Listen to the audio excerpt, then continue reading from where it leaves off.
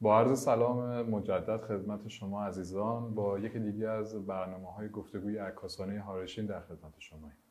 امروز این افتخار رو داریم که میزبان دومین عکاس خانم باشیم. با افتخار سرکار خانم رضاپوریان.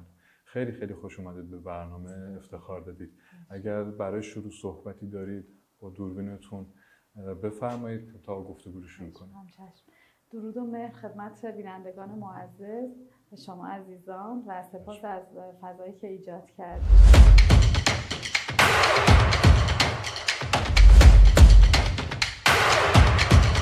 خواهش میکنم، سلامت باشید.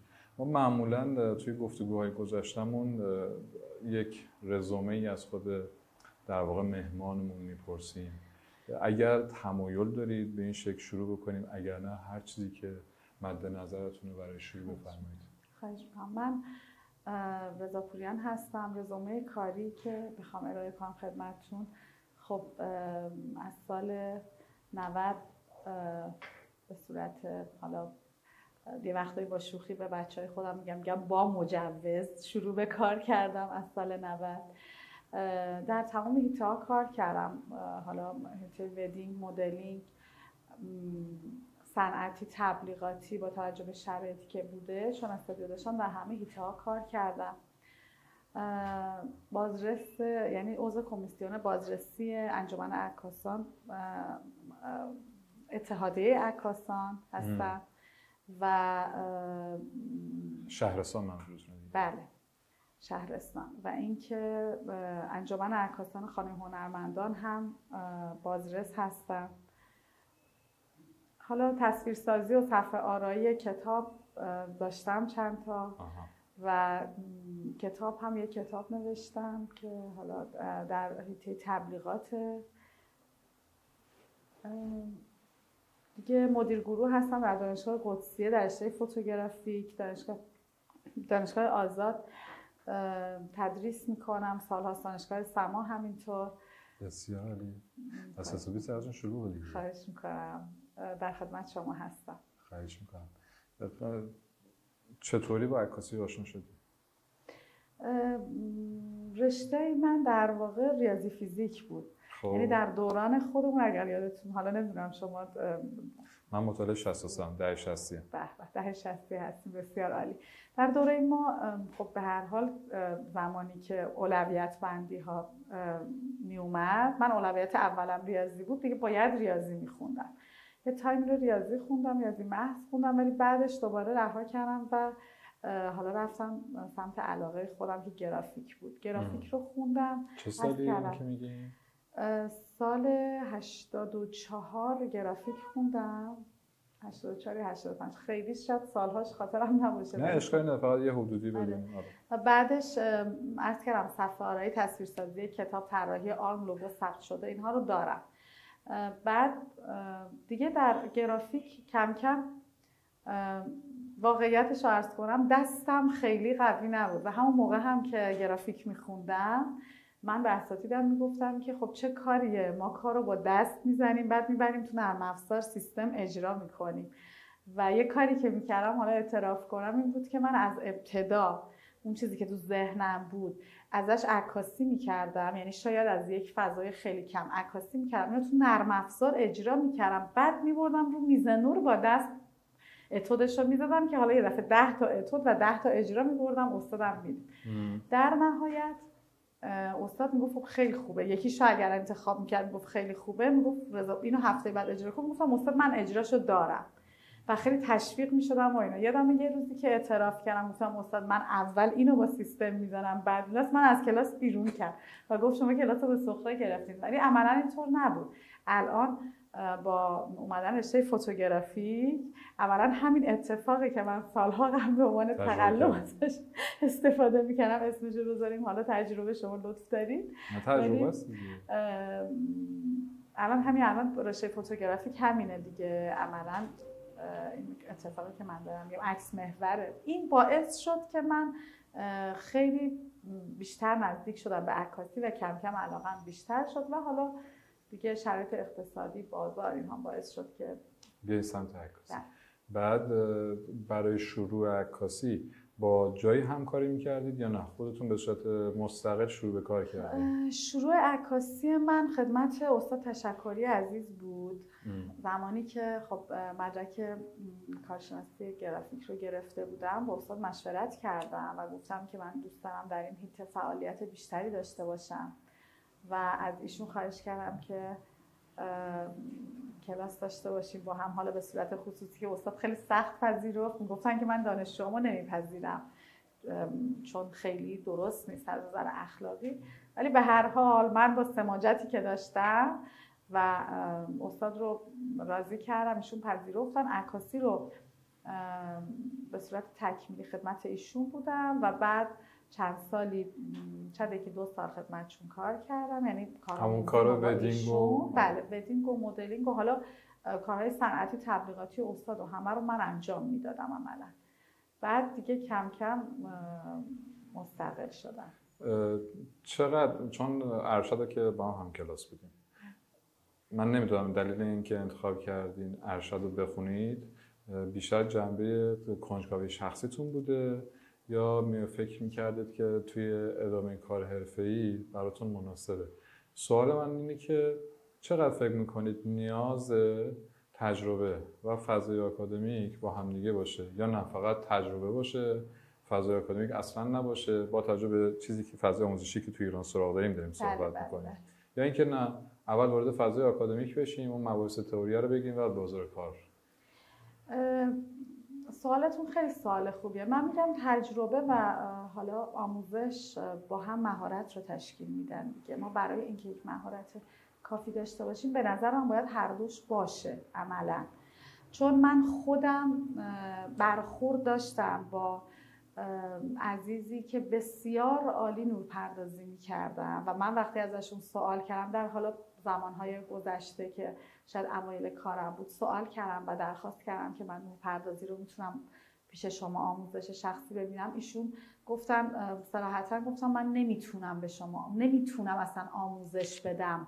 این خیلی بد بود و من احساس میکنم که همیشه میگم اگر این عزیز رو ما از دست بدیم این همه هنر از دست میره. اسمش رو میتونی بگی؟ اجازه بدین نگم چون همه میشناسنش. نه بشناسن، اشکالی نداره چون اینجا فضایی که میخوام معرفی بکنیم دیگه. اگر مورد خاصی نگم شاید درست نباشه از نظر اخلاقی. میخوام عرض کنم خدمتتون که من فکر میکنم اینها باید در کنار هم باشه. خب حالا اینکه اولویت کدوم رو اول داشته باشیم، مطمئنا من خودم چون اول تجربهش رو داشتم، خب رشتم گرافیک بود، درست عکاسی هم داشت ولی خیلی مختصر بود دیگه. چون خودم اول تجربهش رو داشتم فکر میکنم برای من راحت تر بود. اون رو امتحان نکردم. بسیار عالی. با چه دوربینی شروع کردین؟ من اولین دوربین، یعنی تجربه نگاتیو رو داشتین یا نه؟ تجربه در حد آموزش. اوکی. کاری خیلی نه. 1-2 بار آقای تشکری با آقای تشکری کار کردیم ولی خب دیگه خیلی نه. دوربینتون چی بوده؟ اولین دوربینی که خریدم، آره. اولین دوربینی که خودم خریدم فکر میکنم 600 کنون بود. هنوزم کنون دیگه. آره. اون رقابته بوده بین کنون و نیکون کدوم انتخاب میکنی. بعد از فضای ارشد چه اتفاقایی افتاد؟ یعنی اون تجربه‌ای که از نظر آکادمیک تو فضای ارشد داشتید با اون اساتیدی که ما داشتیم، فکر میکنید که چقدر اون مناسبه؟ چون اونایی که میان تو ارشد، حالا ما خودمون میدونیم بی‌طرف فقط گفت، اکثر بچه‌ای که همکلاسی ما بودن یادتونه که اصلا هیچ آشنایی با دوربین حتی نداشتن، اومده ارشد عکاسی بخونه. این خب خودش یه نقطه ضعفه. برای من و شمایی که داریم کار عملی هم انجام میدیم، اون ارشد چه کمکی میتونه بکنه؟ چه اتفاقی میفته؟ کار عملی کجا؟ ببینید کار عملی، من خودم کار عملی توی بازار یا کار عملی در حیطه‌های دانشگاهی و آموزشی و اینها. خب کدومش شما میفرمایید؟ هر دوتاشون. هر دوتاش. خب ببینید من فکر چون شما تجربه جفتشو دارید. خواهش می‌کنم. من تجربه دوتاشو دارم. بله. مطمئنا در حالا حتی شاید در نحوه آموزش بی تاثیر نیست. مطمئنا بی تاثیر نیست. ولی خب توی بازار من راحت بگم شاید فقط یک اسم بود. مدرک در بازار یک اسم. چون من زمانی عرض کردم دیگه، شما هم که میدونید در جریان، زمانی ارشد عکاسی رو گرفتم که بازار فعال بودم کاملا. آره. پس اون خیلی برای من تاثیرگذار نبود. یعنی از نظر مردم این که ما میگفتیم، خب نمیدونم حالا میدونید یا خیر، من نمیدونم چند تا عکاس اینجوری وجود داره، ولی یه بار آقای تشکری داشتن آمار در میآوردن. من جزو عکاسانی هستم که در اتحادیه هیچ شکایتی ندارم تا به امروز توی این حالا چندین سالی که دارم کار میکنم. مردم خیلی به مدرکه توجه نمی‌کردن. البته شاید گفتنش خالی از لطف نبود، تاثیرگذار بود، ولی نمیتونست خیلی زیاد بشه. توی فضای آموزشی چطور؟ در فضای آموزشی خیلی تاثیرگذاره. یعنی در بعد ورود، حالا خودتون میدونین همین که شما مدرکتون رو عنوان میکنین، یا اگر غیر از این باشه مطمئنا دانشجو شما رو به چالش میکشن. بچه‌ها شما سعی میکنن به چالش بکشن. اینکه چقدر موفق باشن مشخص نیست، ولی هم که این اجازه رو به خودشون میدن شاید خیلی خوشایند نباشه. بسیار عالی. به عنوان یه زن در فضای فعلی ایران و کار کردن به خصوص عکاسی، چون چالش‌ها مختلف، چطور ورود کردید؟ با چه چالش‌هایی روبرو شدید؟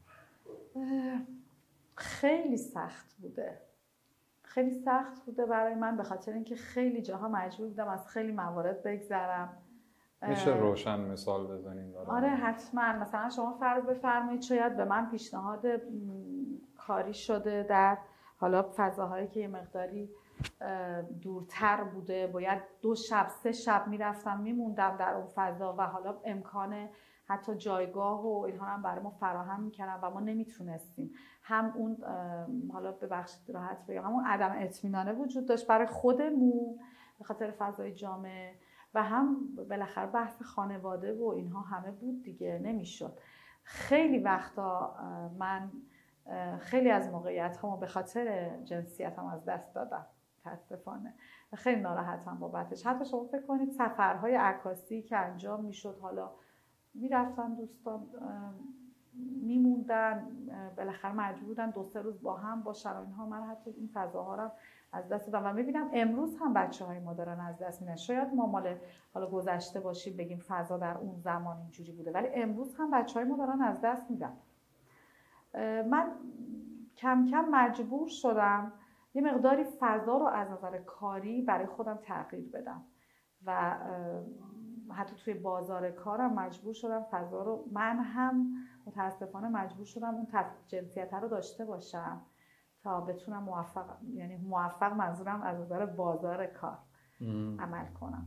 چون به هر حال من شرایط زندگیم یه جوری بود که خودم و زندگی مستقل بودم و از همین راه داشتم زندگی میکردم. خانواده چه برخوردی داشتن؟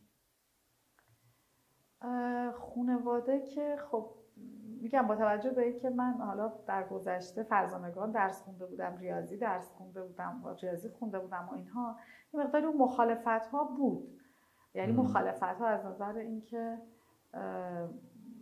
حالا شاید میگفتم درست نیست، همین بحثی که گفتم 3 شب بری کجا با 4 تا آقا، گفتم آقا 4 تا آقا همه هستن، خیلی ها هستن، من تنها نیستم، جمعیم. ولی خب پذیرفته نبود دیگه. خیلی سخت بوده. بله خیلی. الان به اون مسیر پشت سر نگاه میکنی چه حسی داری؟ غمگین میشم. چرا؟ عرض کردم خیلی موارد اون که آره گفتی، ولی خب الان به یه سری موفقیت‌های رسیدین دیگه. یعنی فکر میکنین که اون اتفاقا میافتاده شرایط خیلی متفاوت‌تر بوده امروز یا نه؟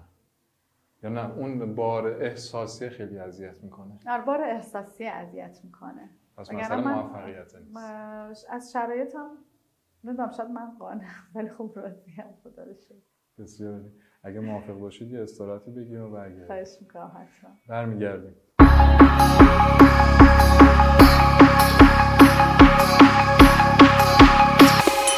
عکسای شما هم که داره پخش میشه همزمان. اصالتا اهل کجایی؟ اصالتا قزوینی هستم. از چند سالگی اومدین ساری یا نه تولدتون اینجا بوده؟ نه من از 20 سالگی 21 سالگی اومدم ساری دیگه. با خانواده یا اونم مستقل؟ خیلی خودم مستقل. دلیل انتخاب ساری چی بوده؟ ازدواج کردم اینجا. همون باعث شد که موندگار بشی. بعد دیگه موندگار شدم. بله به خاطر پسرم موندگار شدم. بعد این تفاوت فرهنگی ها چقدر تاثیر داره تو کار؟ توی کار من فکر میکنم در کار من اینجا موفق‌تر میتونستم عمل کنم، چون قزوین خب درست مردمان قزوین با توجه به شهر صنعتی بزرگی که داره و اول شهر صنعتی حالا در ایران، ولی خب متمول هستم، ولی شاید یک مقدار اون بعد فضای سنتی و مذهبی رو بیشتر داشته باشم. خاطر همین من فکر میکنم اینجا یک کمی فضا بهتر برای کار کردن ما خانوم ها. این چالشه تو اون لحظه، یعنی شما یه مشتری داری، درسته که از قبل میدونه که با یه عکاس خانوم قرار کار بکنه، ولی خب طبیعتا اون نگاه ها، چون اون نوع سیستم آموزشی ما از طفولیت توی خانواده ها یه جامعه مرد سالار با اون طرز فکر و نگاه میاد، شده مثلا یه چالش خاصی باز با خود اون مشتری پیدا بکنی که دنبال یه راه حل باشین یا نه؟ عدم اعتماد مثلا میگم، مثال میزنم، ببخشید این مثالی که دارم میزنم مثالهای زشتیه، ولی خب مجبورم به کار ببرم که در واقع اون مسائل جامعه اینجا یه جوری عیان بشه دیگه. اصلا یه خانم وقتی پشت فرمون شما میبینید چی میگیم؟ بابا راننده‌اش زنه دیگه، یعنی همین عبارته هست. این در مورد عکاسی شما همچین چیزی اتفاق میافتاد یا نه؟ یعنی حس می‌کردن اون عدم اعتماد هست؟ نمیدونم، برخورد نداشتم. اگرم عدم اعتماد بوده، من برخورد اینجوری از سمت مشتریام نداشتم، از سمت همکارام داشتم. اتحادیه؟ آره اتحادیه خیر، خود از همکارا. سمت همکارا. آره مثلا زمانی که من به عنوان حالا در کمیسیون بازرسی بودم، خب اینو شنیده بودم که مثلا این خانوم کی هست، اصلا مگه یه خانوم میتونه خودش یه نفر باید مواظب خودش باشه؟ این همینه بود. آره دقیقاً اینا رو شنیده بودم. متاسفانه من فکر میکنم این چالشه بیشتر از سمت همکارامون بود، نه من با مشتریام این چالش رو نداشتم. نمیتونم حالا چقدر در جریانی استودیوی من یعنی تنها استودیوییه که اینجا حداقل در ساری پرسنلش همه خانم هستن، علاوه به حالا پرسنل که خیلی، ولی ادیتور، حتی چاپ عکس، حتی لابراتواری که من میفرستم در تهران همه خانومن. به خاطر همین من افراد مذهبی خیلی داشتم که با این نگاه حالا می اومدن، خیلی با این چالش مواجه نبودم. بیشتر مشتریام اینجوری بودن.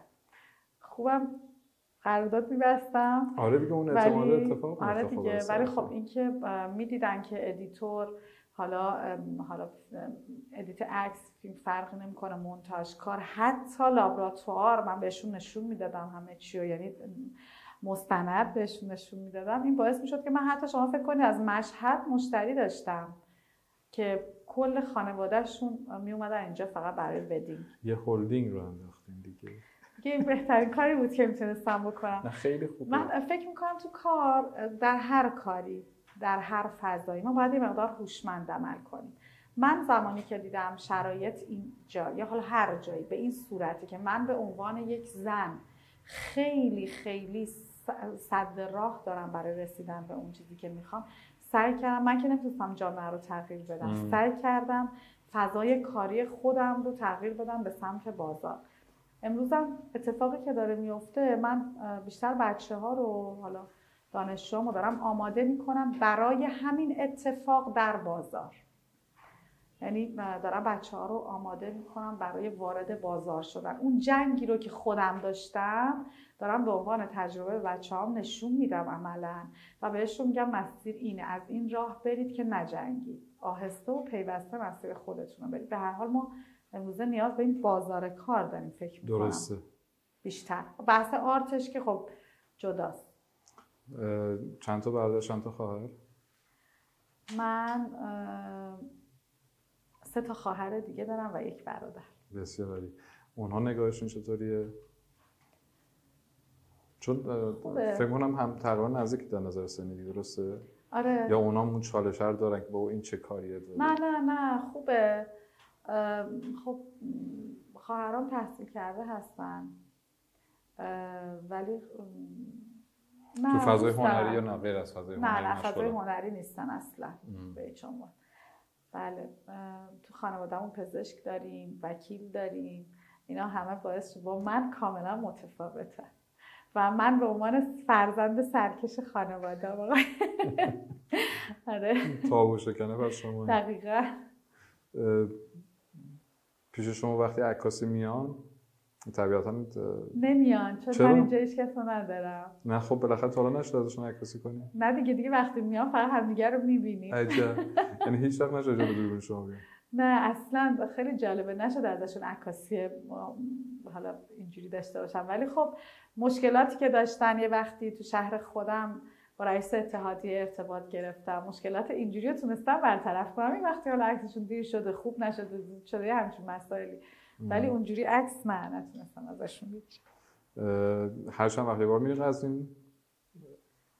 خیلی زمانم کمه، شاید الان دیگه سالی یک بار متاسفانه. چند ساله گفتید؟ تقریبا الان 15 سالی شده سالی دیدی، درسته یا نه بیشتره؟ نه دیگه الان از 20 ساله که سالی هست. الان که برمیگردید قزوین چه حسی دارید؟ به عنوان یک عکاس دیگه.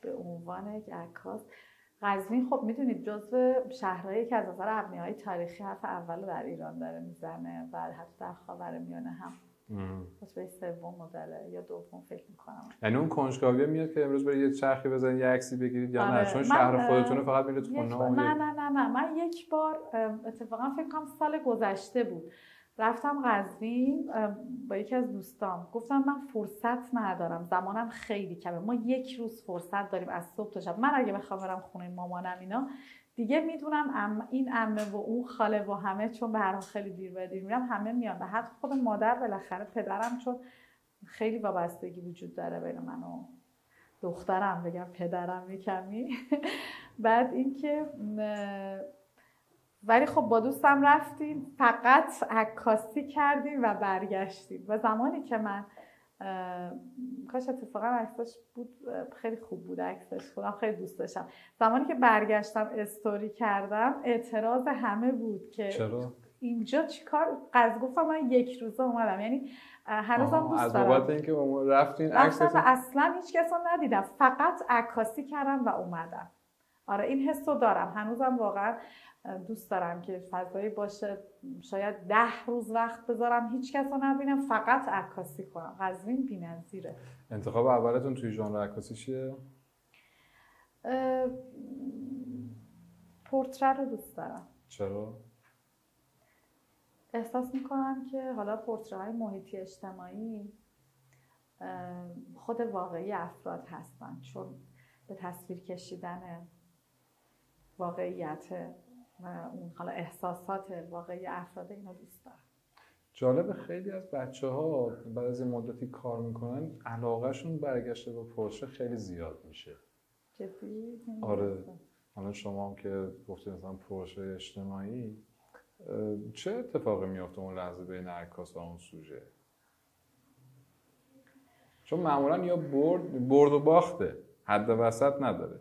یعنی شما با ارتباطی که میگیری یا بردی یک عکس پورتری خوب میگیری یا اون ارتباطه رو نمیتونی برقرار کنی، حالا به هر دلیلی یه باخته، یا باید دوباره برگردی سراغ اون سوژه یا نباید سوژه رو عوض کنی. در کل چه حسی اون مواجهه به غیر از دوربین؟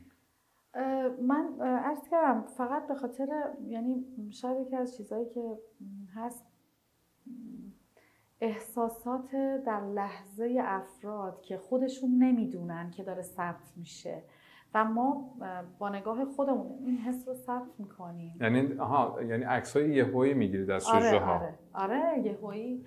من حالا تو پیجم هست یه عکس دارم، عکس یک دختر خانومیه که ایشون عملاً مشغول این کار بودم و من ازشون عکس گرفتم و عکس گرفتم ازشون. خیلی این عکس رو دوست دارم، غم چهرهشون حتما یادم باشه به شما نشون بدم، غمشون، حالتشون، خیلی این عکس رو دوست دارم. فردای همون روز مجددا رفتم اونجا و با برخورد بسیار بد همسر این دختر، من فکر میکردم مثلا خیلی بچه است، ولی خب برخورد بسیار بد این آقا مواجه شدم که به چه اجازه‌ای دوربین دستته، نمیدونم عکس میگیری و حالا همه اینها رو که ما خانم ها خیلی زیاد باش درگیریم. ولی خب و باز اون لحظه شاید باورتون نشه، لحظه‌ای که داشتم از اون آقا فاصله میگرفتم چون واقعا داشت ایجاد مشکل میکرد، در لحظه آخر باز من از ترس نگاه این خانم عکاسی کردم و بعد رفتم. عالی. خیلی اینو خیلی دوست دارم. بعداً حتما برام بفرستید. حتما. فکر کنم باید استراحت بگیم، درسته؟ اگه موافق باشید. خواهش می‌کنم، با کمال میل. برمیگردیم.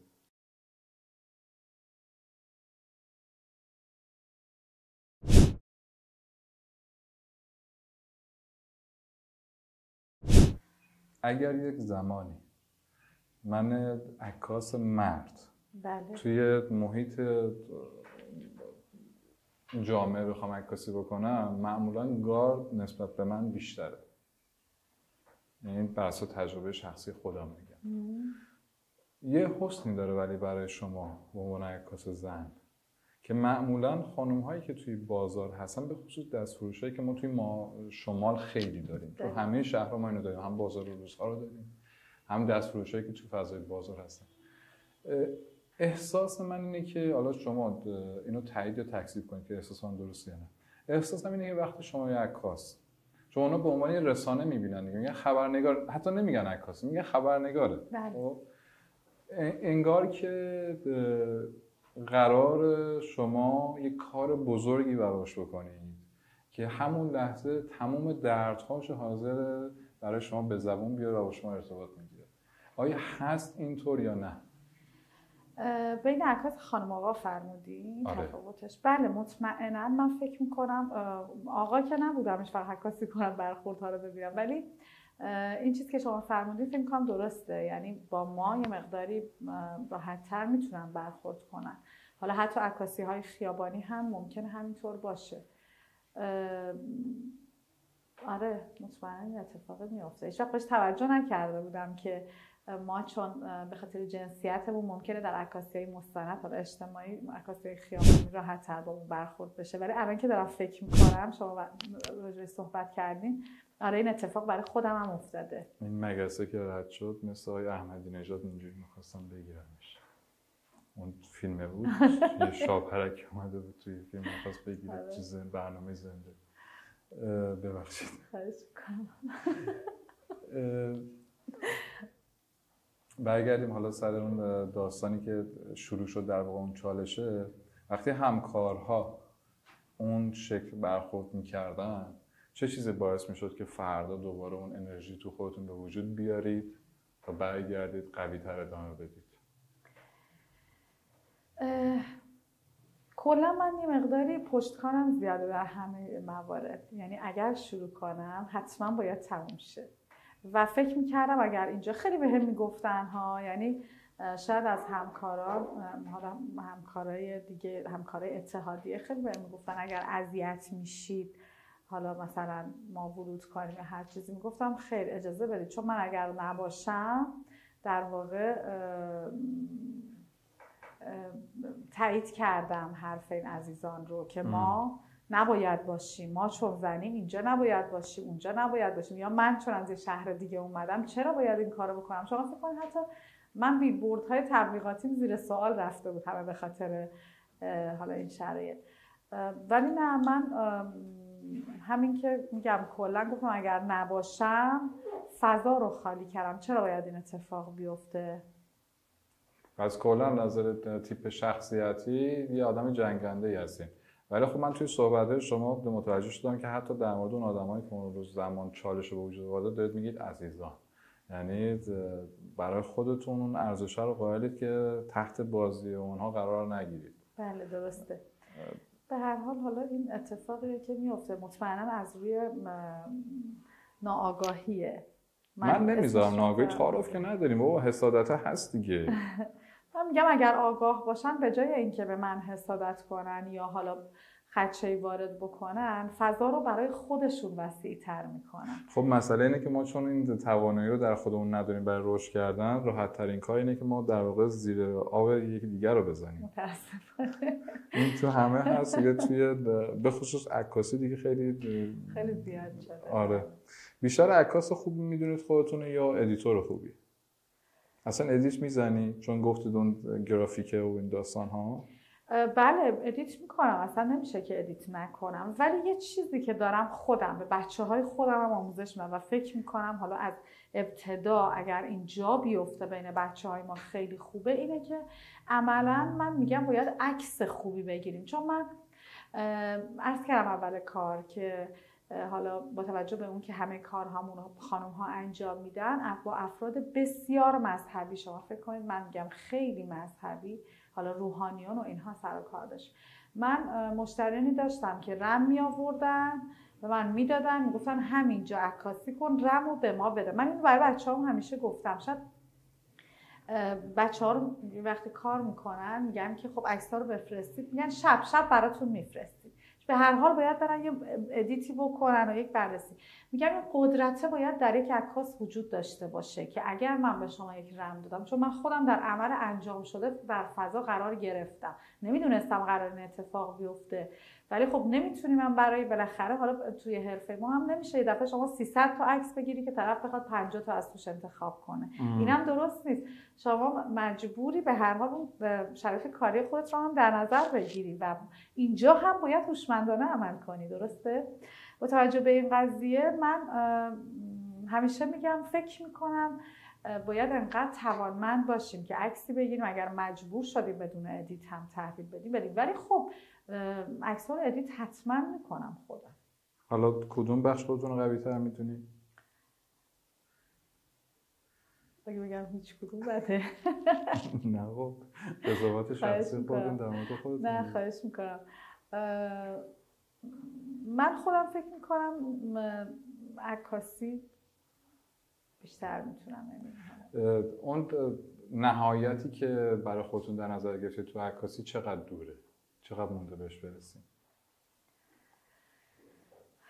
نهایته که در نظر گرفتم خیلی دوره، نمیدونم اصلا میرسم یا نه، ولی تلاش میکنم که برسم. شاید حالا در سنین خیلی بالاتر، چون شرایط زندگی خیلی خیلی تأثیر گذاره در این قضیه و من به خاطر مسئولیتی که در زندگیم دارم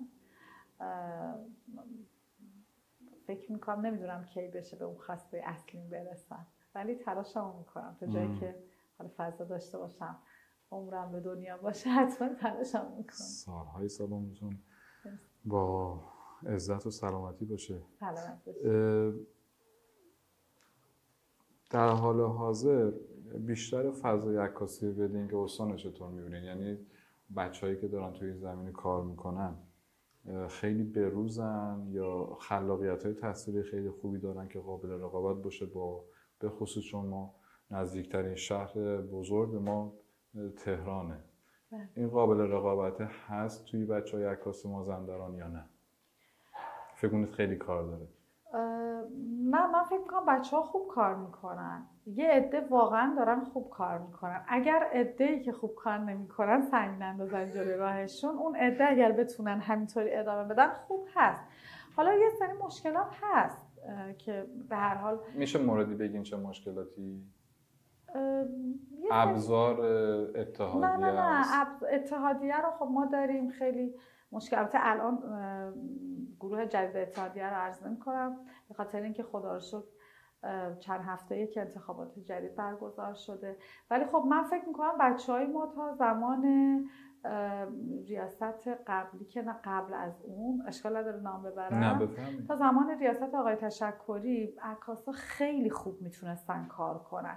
یعنی کمیسیون فنی اتحادیه فعال بود، کمیسیون بازرسی اتحادیه فعال بود، هر کسی میخواست مجوز بگیره حتما از فیلتر کمیسیون فنی رد میشد و خب من خودم عرض کردم تو کمیسیون بازرسی بودم، غیر مجازها خیلی کنترل میشدن و این باعث میشد که عکاسای واقعی بولد باشن، واقعا خودشون نشون بدن.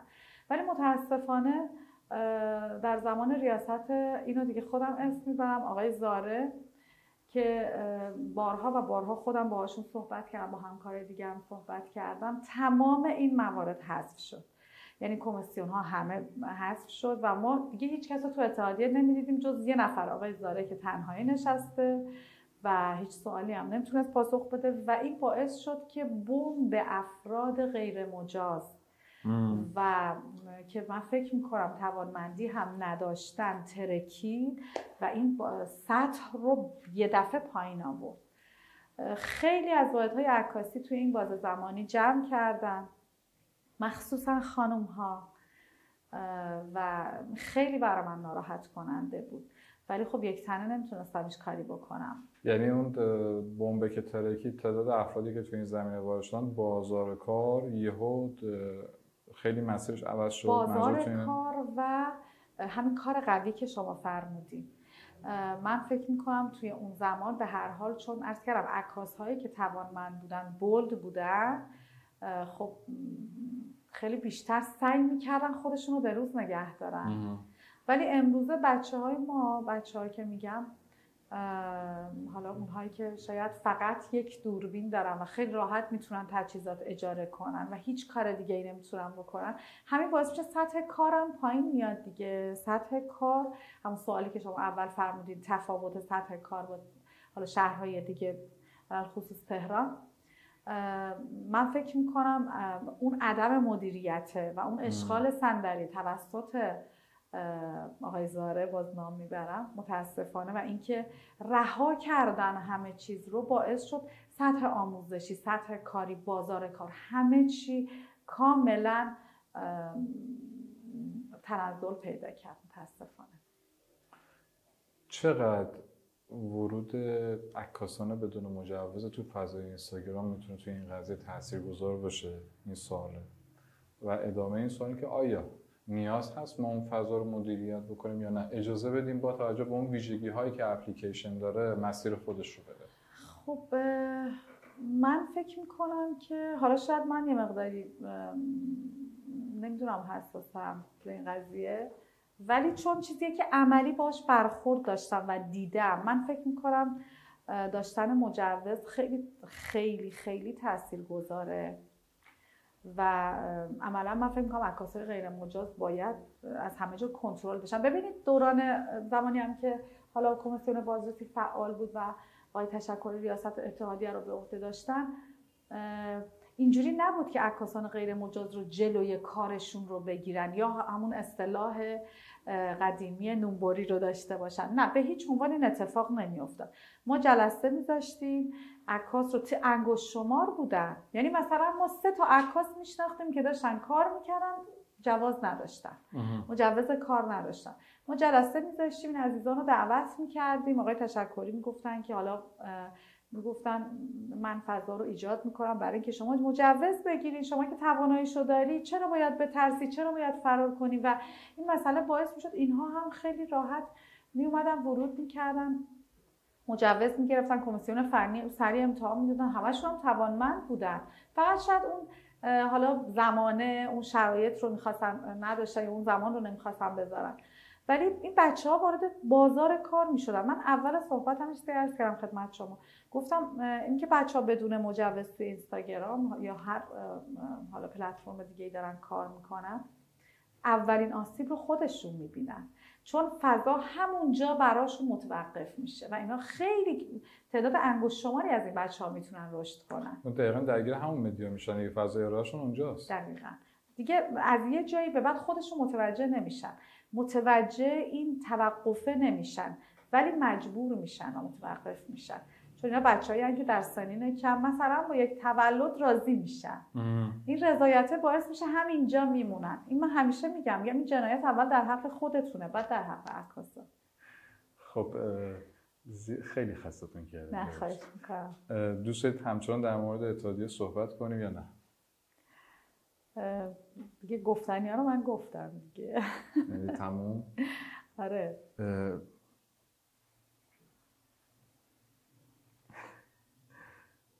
بیشترین زمانی که توی خونه هستید و میخواید از اون فضای عکاسی فاصله بگیرید چیکار میکنید؟ توی خونه چیکار میکنم؟ خب تفریح شخصی خودت. تفریح که تو خونه دیگه نمیرسم داشته باشم، کار خونه است. ولی خب یه حیاتی دارم که یه حیات داریم که توش به گل و گیاه میرسم و این کوچولو سبزیجات و اینها. بسیار عالی. بعد من نمیخواستم اون سوال مستقیم بپرسم، ولی خب چون خودتون گفتید، کدوم غذا رو بهتر از بقیه غذا درست میکنه؟ قیمه نثار قزوین. برامون بگید چطوریه؟ فرقش چیه با قیمه‌ای که ما داریم؟ این قیمه نثار، قیمه ما خب لپه و حالا سیب زمینی و همه چی داره، ولی قیمه نثار فقط گوشته با زعفرون و زرشک و گلاب و اینها برنج. پس کلاً یک ذائقه دیگه ای میخواد. آره اصلا یه چیز ویژه‌ایه. من پیشنهاد میکنم که حتما اگه قزوین رفتین قیمه نثارش امتحان کنین. منم میتونم در خدمتتون ما رو داره باشم. حواله میکنه به قزوین. نه انتهای صحبتم میخواستم بگم که اتفاقا همین گروه برنامه بذارید یه وقت من قیمه نثار درست کنم در خدمتتون باشم. بسیار عالی. اگر مزاحمتی نیست. نه خواهش میکنم، با کمال افتخار. یه سوالی پرسیدم، اونو به صورت مستقیم بهم نگفتید، جواب ندادید. وقتی با اون چالش‌ها روبرو می‌شدید، باز برمیگردیم به اون فضای شخصی خودتون. چطور خودتون رو رفرش می‌کنید که آماده بکنید بیاید ادامه کارو برید با اون چالشایی که دارید؟ یعنی چه چیزی اتفاق میفته؟ هر کسی عادتی داره دیگه. یه کسی میره، حالا گفتید با گل و گیاه سر و کله میزنید. اون لمه کار چیه برای خودتون؟ اون لمه کاره که من فضا رو ترک نکنم، یه وقتی خودم بهش فکر میکردم که حالا این دلیل این جنگیدنه چی بود. شاید به جرئت بتونم بگم پسرم. یعنی چون من مجبور بودم این فضا رو حفظ کنم و حالا هنوزم اینجوری هست. شاید هر وقت بهش نگاه میکنم احساس میکنم که دوباره میتونم بلند شم در هر شرایطی. این فداکاری خیلی قشنگه. امیدوارم که اتفاقای خیلی خیلی خوبی برای پسرتون بیفته در آینده و قدردان زحمات شما باشن. چون تجربه هم مدیریتی و هم تدریس توی فضای دانشگاه دارید، فکر می‌کنید الان وضعیت فضای آکادمیک ما چطوریه؟ به سمت قهقرا داریم میریم یا نه؟ اوضاعش خوبه؟ بذارید مشخصاً بگم. اساتیدی که استفاده میشن، مدیر گروه هایی که فعال هستن، نوع برنامه‌ریزی و امکانات. خب نوع برنامه‌ریزی که بستگی به شرایط ایجاد میشه. اساتید، اتفاقا سوالتون خیلی سوال خوبیه. من اجازه بدید از دانشگاه نام نبرم، ولی فقط اینو میتونم بگم چون تو دانشگاه‌های مختلف تدریس کردم، همونطور که فرمودید مدیر گروه هم بودم. موضوع اینه که یه جایی همون بعد آشنا و پارتی و این دوستمه و ما داریم در دانشگاه متاسفانه کسانی که 2 ترم فارغ التحصیل شدن و اومدن دارن یه دفعه شروع میکنن به تدریس.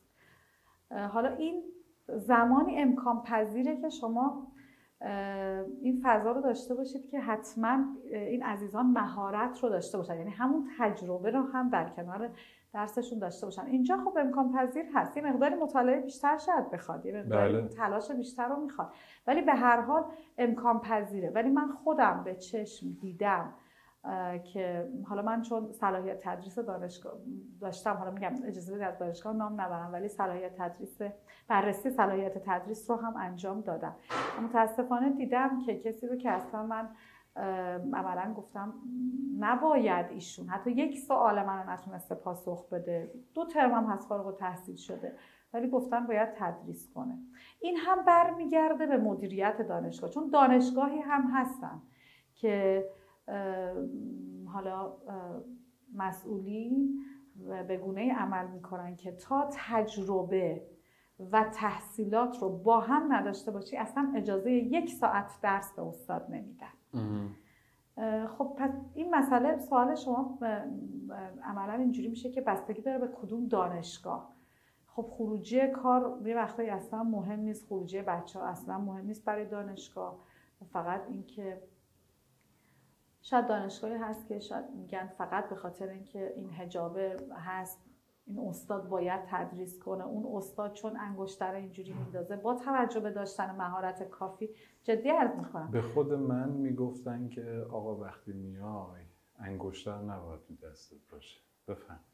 آره این مشکلات هست و ما خیلی وقتا افرادی رو توی دانشگاه ها داریم مجبوریم بهشون درس بدیم که ساعت‌هایی رو براشون در نظر بگیریم چون از بالاست. البته من خودم با این قضیه خیلی دارم. آخه خیلی جالبه. شما یه شخصی رو دعوت میکنید، این شخص یه رزومه پرپیمونی میاره، مدرک مرتبط داره، از نظر تئوری خیلی قویه و چون هم کار عملی داشته و هم کار تئوری، صرفاً به خاطر ظاهرش یه سری ویژگی‌های شخصیتی، حالا اون شکل بعدش رو در نظر نمیگیره، بالاخره فضای تدریسی فضای آرام روانی هم میخواد از طرف مدرس، ولی این اتفاق میفته. یعنی اون سلیقه شخصیه اعمال میشه برای اینکه این آقا باشد اون خانم نباشد، به همین راحتی.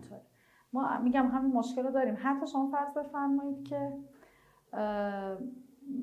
اصلا مدرک غیر مرتبط داره توی این رشته درس میده به خاطر همین مسائلی که عنوان شد، چون استاد حالا در این سطح نیست و مجبورن از این خانم حالا یا از این آقا به خاطر اینکه موجه از نظر این عزیزان.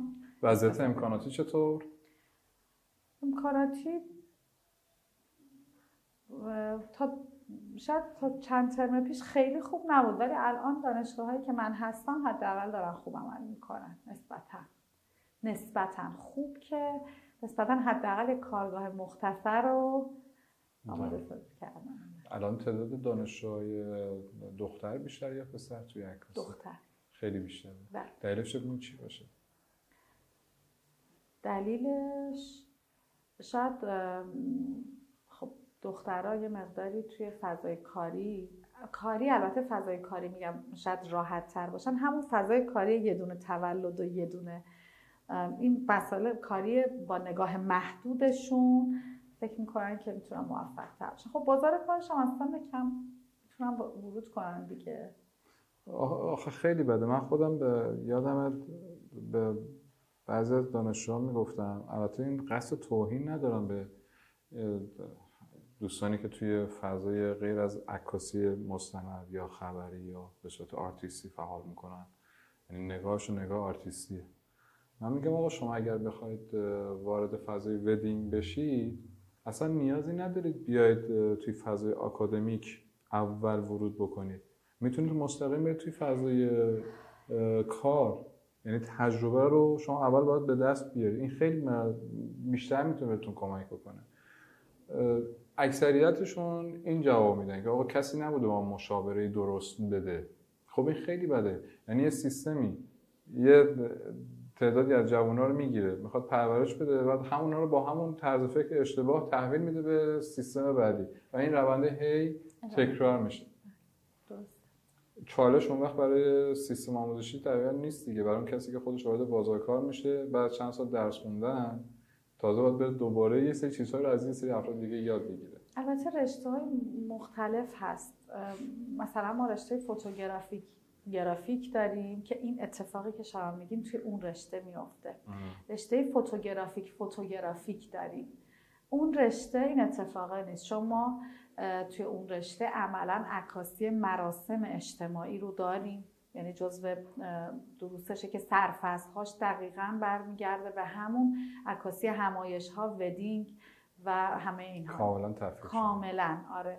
رشته فوتوگرافیک رشته کاملیه در عکاسی، ولی ادغام دو تا رشته که شده گرافیک فوتوگرافیک یه مقداری ما این چالش رو داریم دیگه، چون هم بچه‌ها باید همون کاری که من اول صحبت هم گفتم انجام بدن، هم به هر حال اینا با عکاسی هم آشنا میشن و کم کم میخوان از این طریق به هر حال وارد بازار کار بشن. اونجا به چالش میخورن، اونجا باید بیان. یعنی ما داریم کسایی که کلاس‌های خصوصی برمی‌دارن با ما فقط به خاطر همین موردی که شما فرمودین. بسیار عالی. بیشتر از این خستتون نمی‌کنم. یه سری کلماتی هست، من اینها رو براتون یکی یکی عنوان میکنم و هر حسی داشتید حالا با توجه به اینکه همین لحظه دارم ازتون میپرسم جواب بدید ممنونتون میشم. هنرستان یا دانشگاه؟ هنرستان. چرا؟ فکر میکنم پایه است و خیلی باید روش مانور کنم. ارتباطات چطوریه تو هنرستان با شما؟ من عاطفیه بیشتر؟ عالیه. یعنی بچه‌ها، حالا من چون بچه‌ها رو خیلی دوست دارم، اونها هم که به من خیلی لطف دارن و ابراز علاقه زیاد میکنن، ولی ارتباط ما عالیه. اشکالی نداره یه خورده حرف بزنیم؟ خیلی خوب میدونیم فضای فعلی چالشایی که خانواده‌ها دارن یه خلایی رو توی بچه‌ها به خصوص تو اون سن به وجود میاره. بله. هم آدم احساس دلسوزی میکنه و هم نگرانی. بله. چطوری طبیعتا مطمئنم که پیش میاد توی اون بچه‌ها یه کسی که چالش‌های عجیب غریب تری داره. بله. و توی تنهاییتون بهش فکر می‌کنید براش نگرانی. چیکار می‌کنید اون زمان؟ من حالا بین صحبت‌ها هم گفتم شاید شرایط زندگی ایجاب میکنه که این فضا رو داشته باشم، ولی ورود میکنم به این اتفاق و سعی میکنم که حالا تا جایی که ممکنه مثمر ثمر باشم. یعنی داشتم دانش آموزی که در همین حالا هنرستانی که هستم، داشتم دانش آموزی که میخواسته اصلا ترک تحصیل کنه و انقدر سرخورده بوده که کلا از خانواده، از فضای تحصیل، و من یک جلسه دو جلسه با خانواده صحبت کردم، گفتم این دانش آموز رو به من بسپارید. با خودم بیرون بردمش، با خودم یعنی با هم عکاسی کردیم، با هم گریه کردیم، با هم خندیدیم و این فضا رو ایجاد کردم که برگشته و با عشق اومده سر کلاساش. و جالب دانش آموزی داشتم که بعد از همین اتفاق رتبه آورده در عکاسی، کسی که فراری بود، کسی که اصلا کلا فضای زندگیش رو داشت متحول میکرد به خاطر این. حالا من میگم اسمشو میذارم عدم توجه حالا خانواده و محیط به بچه‌ها خیلی خوبه. آره، پس خیلی غلیظ‌تر آدم احساسی هستی توی این فضا. قزوین. عشق.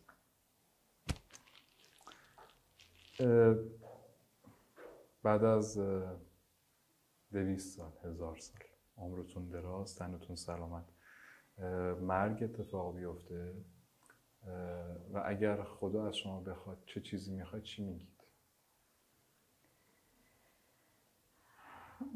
من فقط موفقیت و سلامتی، آسایش و آرامش فرزندم. بسیار. کلمه مورد علاقتون؟ خدا. کلمه‌ای که ازش متنفری؟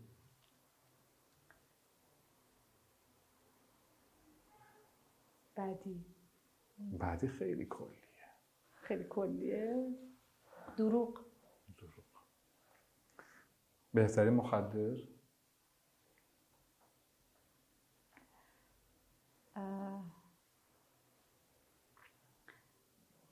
توضیحی میتونم بگم؟ آره. بهترین مخدر فکر میکنم همون عشق، حالا با نگاه‌های متفاوت، در ابعاد متفاوت خودش. تعریفتون ازش چیه؟ چون الانی که گفتید دیگه.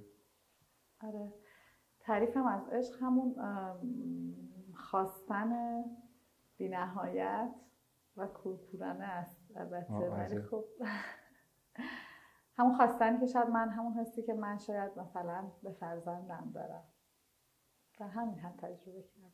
خیلی. صدایی که دوست داری؟ صدای آب، صدای پرنده. صدایی که ازش متنفری؟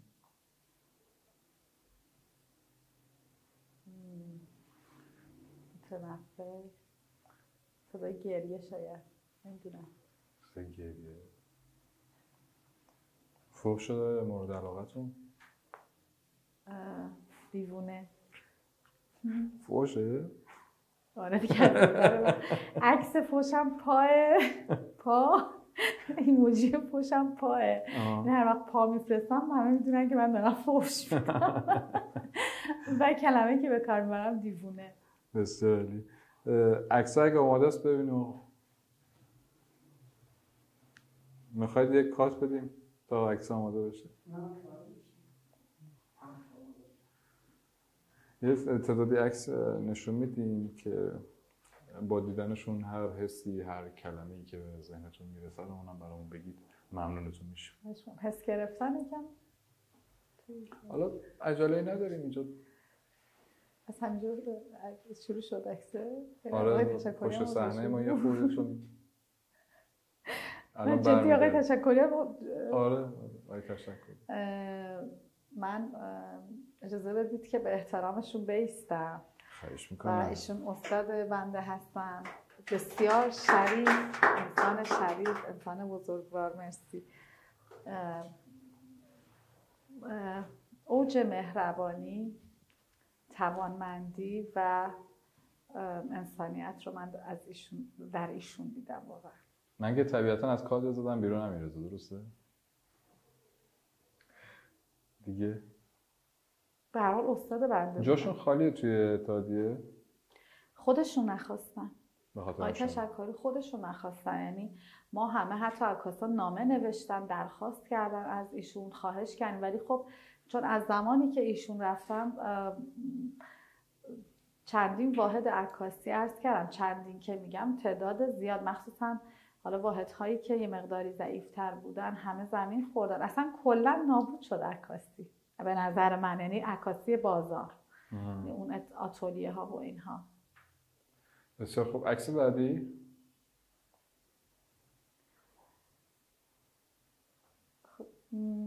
دانشگاه قدسیه دانشگاه خوبیه، حالا یه مقداری سختگیری‌های خودشو داره ولی من دوستش دارم. بسیار عالی. عکس بعدی.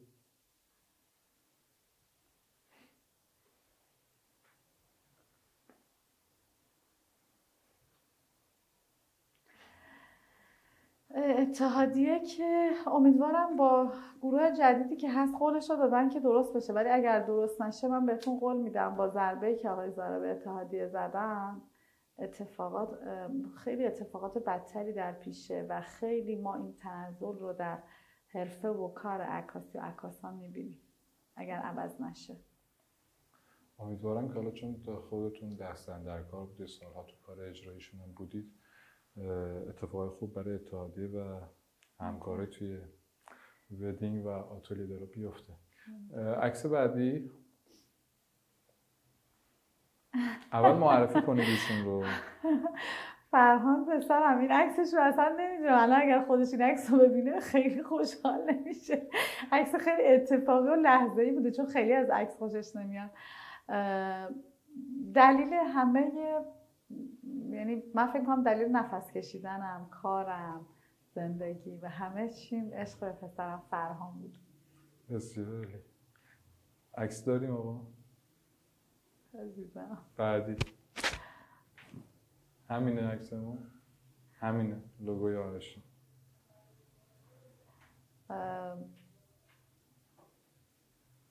لوگوی آرشین که عالیه دیگه. از اون تعارف‌ها بوده. نه عالیه واقعا. باشه. ما آقا قیمه نثاره رو هستیم ها اینو. آره حتما با کمال افتخار. باشه. ما هماهنگ می‌کنیم حتما. سرکار خانم ما یک هدیه ناقابلی داریم. البته من همینجا باید از رفقایی که در گذشته برنامه ما اومدن و افتخار نداشتیم که این تندیس رو خدمتشون بدیم عذرخواهی بکنم. حتما به دستشون خواهد رسید یا طی برنامه بهشون تقدیم خواهیم کرد. مرسی. این زحمت دست یکی از دانشجوی خودتون هم هست. فکر کنم تارا خانم اصغرپور اصغری زحمت کشیدن و با دست خودشون آماده کردن. جسارتا من میخوام بلند شم به شما ولی به خاطر کادرها اگر اجازه بدید من نشسته تقدیم کنم. این خواهش میکنم بفرمایید. این امیدوارم که در منزل شما جای خاصی پیدا کنه. عالی، به دیده منت. خیلی سپاسگزارم. خواهش میکنم. یکی از ارزشمندترین هدیه هایی بود که گرفتم، هم از دست شما و برنامه خوبتون، هم از اینکه هنر دست دانشجوی عزیزمه. به هر حال سلامت باشید. سوال دیگه ای من ندارم برای پرسیدن، اما اگر شما حرفی هست و احساس میکنید که باید گفته بشه، دوربین در اختیار شما. حرف خاصی که نیست. من فکر می‌کنم شما همه سوالا رو پرسیدین. خیلی خوب. سوال که خب حرف میاره. خیلی خوب. خب بیشتر از این نخواستیم خستتون کنیم. خواهش می‌کنم. من فقط آرزوی موفقیت میکنم برای همه عزیزانی که توی این حرفه دارن پا میذارن توی این حرفه و امیدوارم مسیرشون رو درست انتخاب کنن.